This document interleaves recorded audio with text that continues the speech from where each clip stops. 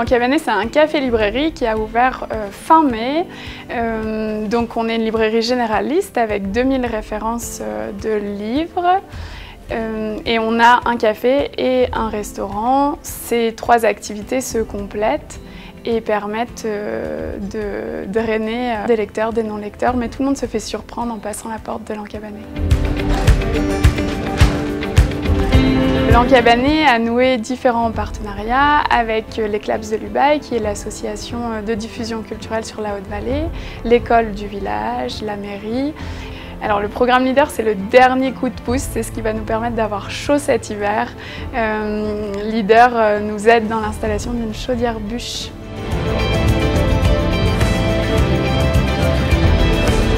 Alors c'est très hétéroclite, certains viennent pour un café et d'autres viennent chercher des conseils littéraires, manger un petit bout. Peut-être Jean-Louis Caribou au bout du monde, il raconte le temps d'un hiver, ce temps passé dans les années 70 à la Barge. D'accord, très bien. Il raconte cette vie dans ce hameau isolé au bout de la montagne.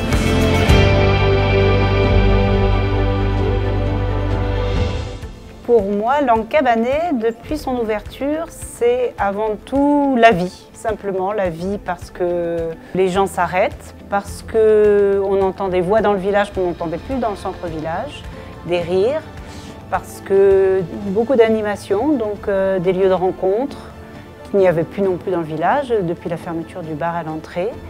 Et puis, et c'est vrai que c'est le dernier lieu à la mode maintenant. Tout le monde se donne rendez-vous à l'Encabané pour boire un café ou passer un petit moment ensemble, que ce soit les touristes ou les personnes à l'année, les habitants. Donc c'est vraiment, oui, pour moi, c'est d'abord un lieu de vie.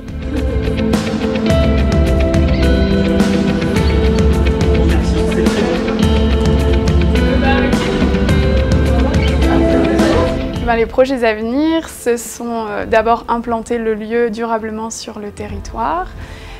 Et c'est aussi développer toute la partie médiation culturelle. C'est faire venir des auteurs et des autrices jusqu'à nous, au fin fond de l'Ubaye, pour faire des rencontres, des causeries, des expositions et un festival aussi en fin d'année.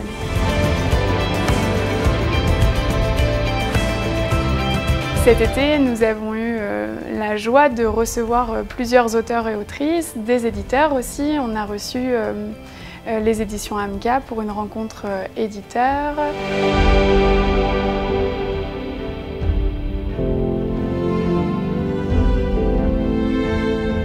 Avec l'école du village, on a reçu dans le cadre de Partir en livre, qui est une manifestation littéraire nationale à destination du jeune public, on a reçu une autrice, Nina Alberg, qui est venue faire 2 jours d'atelier d'écriture pour la classe des grands.